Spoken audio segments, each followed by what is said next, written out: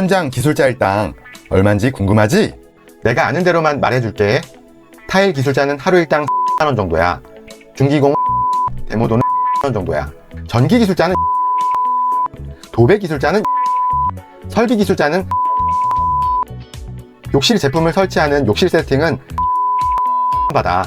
목수는 가구 조립 철거 페인트 정도야. 안녕하세요. 기술을 배우려고 하는 분들에게 해주고 싶은 말이 너무 많은 욕실 인테리어 기술자 이너박스 이실장입니다. 공사 현장에서 노가다 하면 얼마 벌어요? 내가 2018년 노가다 할 때는 일당 13만원 받았어. 지금은 서울 지역 기준으로 17만원에서 18만원 줄 거야. 물론 거기서 10%는 인력사무소에 갖다 줘야 하지. 더 힘든 일은 더 많이 받을 수도 있어. 곰방 같은 거. 곰방이 뭐냐 하면 타일이나 시멘트, 벽돌 같은 건축 자재를 몸으로 나르는 거야. 사다리차를 쓸 수 없는 건물이나 차가 골목 안까지 못 들어가서 지게차를 쓸 수 없다면 사람이 직접 몸으로 다 날라야 하거든. 곰방이 힘들긴 한데 주어진 일이 다 끝나면 빨리 집에 갈 수 있다는 장점이 있지. 그걸 현장 용어로 야리끼리라고 해. 일당은 일 끝나면 현장에서 현금으로 바로 받고 10%는 인력사무소에 줘야 해. 현장에서 안 주면 인력사무소에 가서 수수료 빼고 받기도 하고. 세금은 얼마 내냐고? 글쎄 모르겠어. 나는 안 냈던 것 같아. 세금은 얼마 안 되겠지만 아마도 인력사무소에서 내주는 것 같아. A급 도우미가 되면 일당도 더 많이 받을 수 있어. 하루 20만원 이상도 받을 수 있지. 돈이 중요한 게 아니라 인정을 받는다는 데 의미가 있는 거야. A급 도우미가 되면 또 이런 일도 있지. 일 안 나가는 날엔 인력사무소에서 아침 7시쯤 전화가 와. 지금이라도 나와서 일할 수 있냐고. 그러면 진짜 A급 노가다꾼이 되었다고 생각하면 돼. 내가 노가다 한 달 정도 했을 때 그랬어. 인력사무소에서도 당일 아침에 사람 보내달라고 연락 오면 A급 도우미들에게 전화를 먼저 한단 말이야.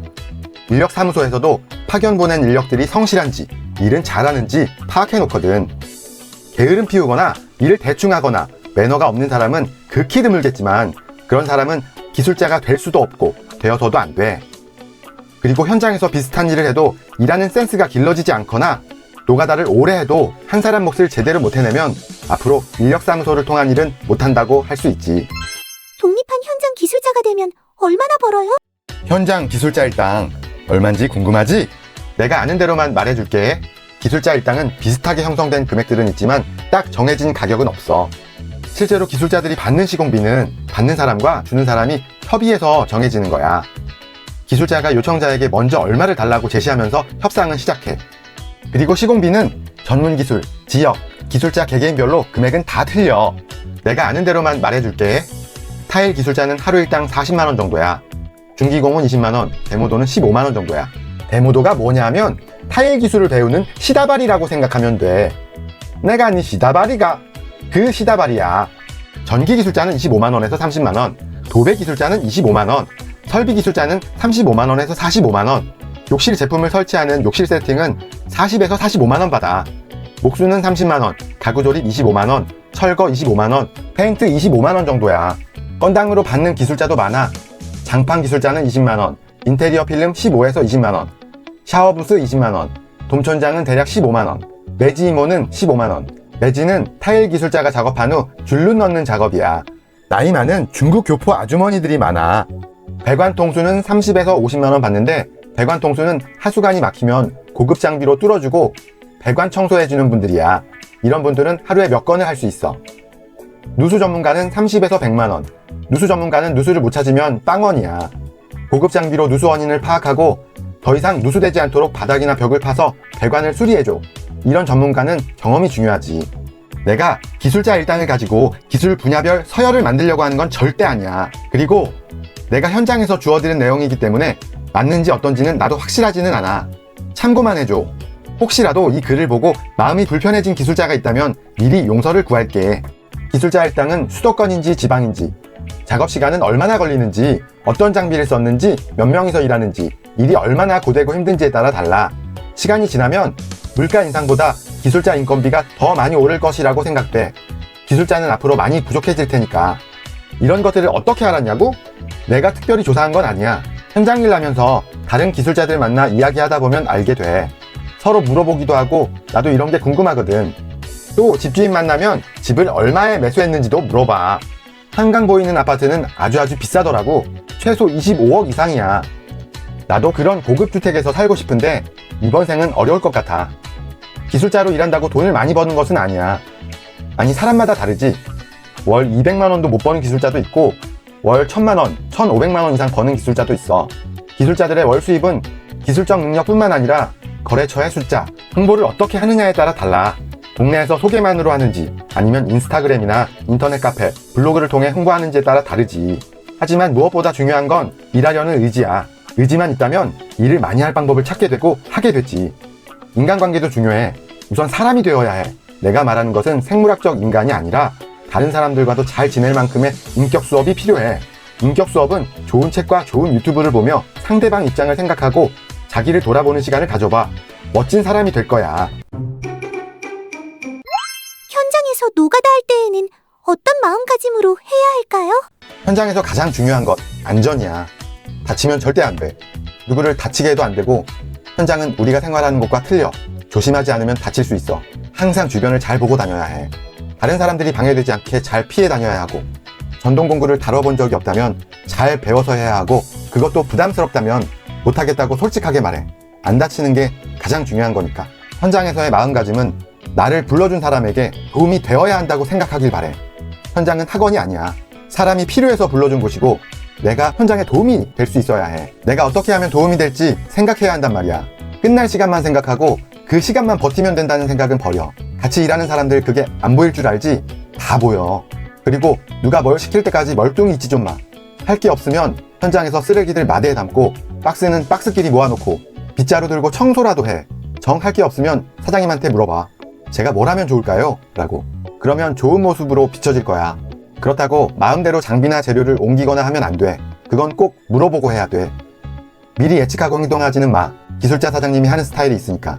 사장님 공구는 소중하게 다루고 사용 후에는 내팽개치지 말고 원래 있던 자리에 정리해 놔야 돼.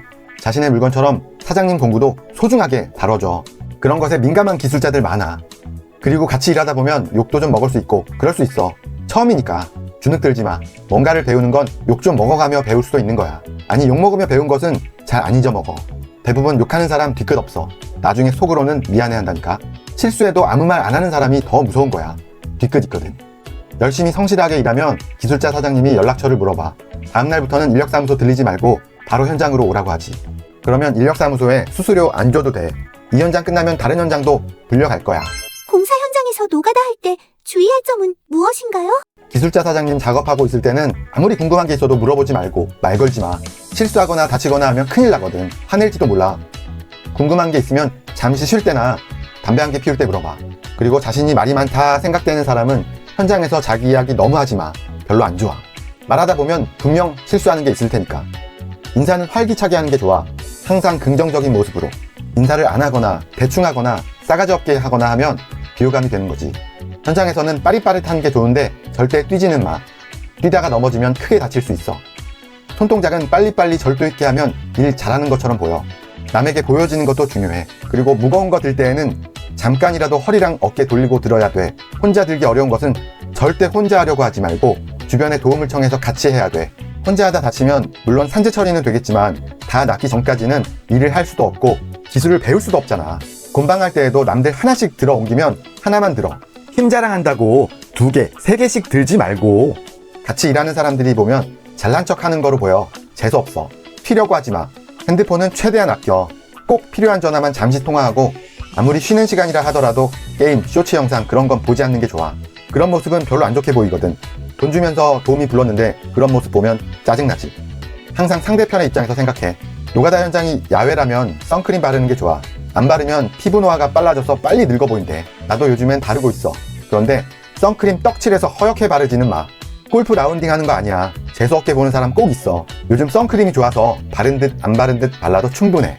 이런 것도 알려주고 나도 참. 쉬는 시간에 다른 사람 쉴 때는 쉬어. 열의에 찬 모습을 보이려고 계속 움직이면 다른 사람들이 부담스러워 하거든. 상식적으로 생각해야 돼. 혼자 튀지 말고. 밥 먹을 때에도 시켜주는 거 먹는 게 제일 좋고, 모두 짜장면 시켰으면 그냥 짜장면 먹어. 혼자 짬짜면 같은 거 시키면서 튀면 별로 안 좋게 보여. 점심 먹을 때 현장 사람들이 반주로 소주 먹을 수도 있어. 소주 먹으면 마음이 풀어지고 동작도 굼 떠질 수 있는데 술 약한 사람은 안 먹는 게 좋아. 그리고 일하기 전날에는 절대 음주하지 말고 정신이 나가 있으면 사고가 나. 한 현장에서 너무 머물지는 마. 배우고 느끼고 알아볼 기술들이 많으니까. 대형 건설 현장도 가보고 작은 공사 현장도 가보면서 많이 느껴야 돼. 난 작은 공사 현장을 더 추천해. 다양한 기술자들을 한 곳에서 볼 수 있거든. 처음에 노가다 시작할 때에는 주 3일 이하로 해야 돼. 열정이 넘쳐서 매일 하면 몸도 아프고 실수도 하고 다칠 수도 있어. 현장에서는 안 아픈데 집에 하면 많이 아파. 노가다가 익숙해지더라도 주 4일은 넘기지 마. 그리고 비 오는 날, 눈 오는 날은 되도록 쉬는 게 좋아. 그런 날 일한다고 일당이 높은 것도 아니고 일은 더 힘들고 사고 확률도 높아. 나는 겨울 눈 내리는 새벽에 오토바이 타고 인력사무소 가다가 눈길에 미끄러져 자빠링했어. 다행히 크게 다치지는 않았지만 그런 날은 집에서 쉬어. 아니, 그런 날은 집안일을 하는 거야. 가족들을 위해 집안 청소도 하고 어지러진 물건들 정리도 하고 설거지도 좀 하고 음식도 만들어서 가족에게 좋은 모습을 보여주도록 해. 우리 남편이 달라졌어요 하며 와이프와 아이들도 좋아할 거야. 이너바스 이 실장님은 지금도 노가다 하고 있나요? 지금은 안 해. 졸업했어. 나는 지금 독립한 현장 기술자로 열심히 일하고 있어. 특히 요즘에는 내가 일하는 것 말고 하는 것도 많아서 시간이 없어.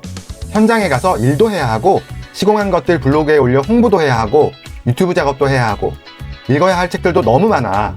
또 늦게 퇴근하는 와이프와 중딩 아들을 위해 저녁밥도 매일 차려야 해. 주말에는 나보다 더 소심하고 내성적인 내 거시기 친구와 산책도 가고 이야기도 들어줘야 해서 내가 좋아하는 넷플릭스 영화를 보거나 스타크래프트2도 즐길 시간이 없어. 마지막으로 현장 기술을 배울 분들에게 해주고 싶은 말은 무엇인가요? 인력사무소를 통해 공사 현장에서 노가다를 하는 것은 몸 수련, 마음 수련하면서 좋은 기술자가 될 준비를 하는 거야. 이렇게 몇 달 하다 보면 배우는 것도 많고 느끼는 것도 많을 거야. 어느새 노가다 A급 도우미가 되어 있을걸? 드디어 기술을 배울 준비가 된 것이지. 다음 영상에서는 기술을 배우는 남자를 위해 부모나 아내가 꼭 지켜야 할 것들을 알려줄게.